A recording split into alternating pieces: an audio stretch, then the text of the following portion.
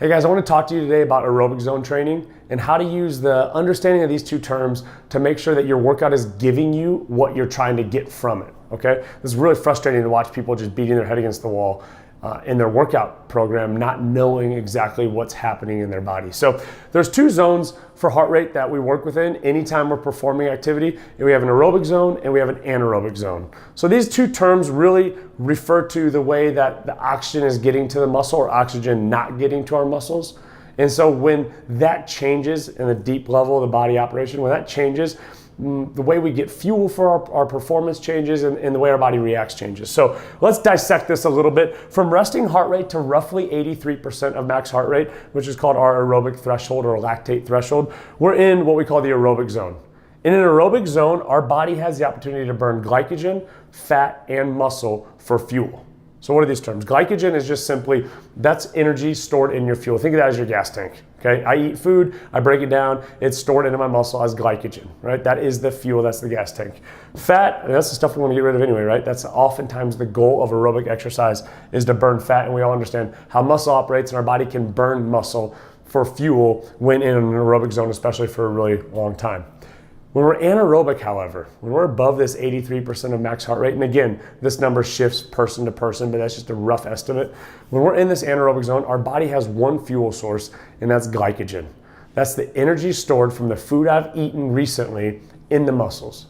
Now, the body has the potential to to hold about 2,000 to 2,500 calories of glycogen, of carbohydrate in the muscle system in our entire body. That's about the limit. So, when we start to churn and burn through that 2,000 to 2,500 calories, our glycogen stores start to get empty. When they start to bottom out, our body reacts violently. If we've bottomed out here and we're trying to perform anaerobically, heart rate super high, our body starts to shut down. Dizzy, tired, fatigue, burning feeling, cramps, all of these bad things that come with the term we refer to as bonking oftentimes. That's what happens up here when we're not burning enough fuel because we're simply out. I've burned through it. Now, the reason I'm telling you all of this is because many people walk into a gym space or walk into a fitness space wanting to lose fat. That's my goal. I want to lose fat. Well, you got to live in here.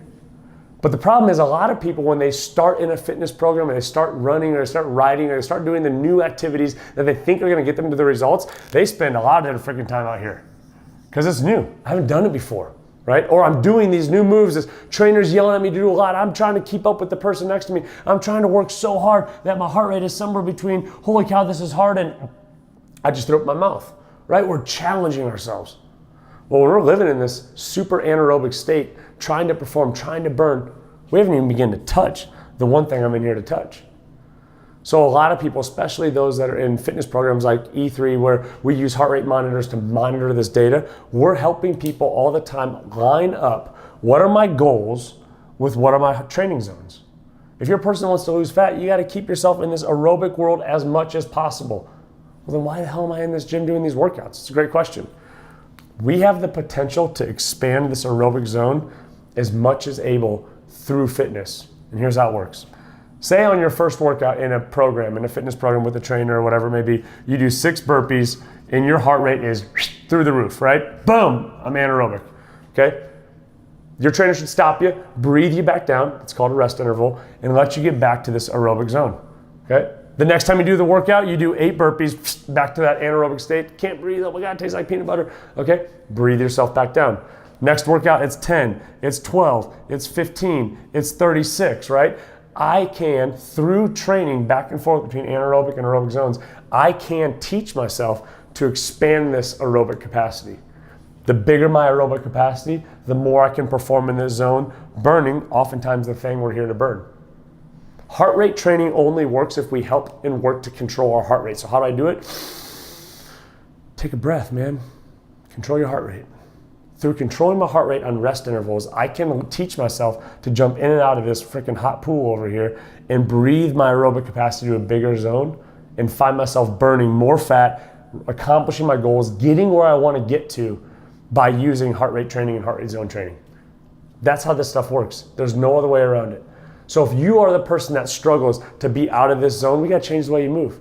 If you're the person that struggles to get the results that you want, we have to investigate where it is you're performing and what you're doing for your fitness. That's aerobic and anaerobic training. That's terms defined. Now it's up to you to align your movement with what goals you want to pull from that sweat session.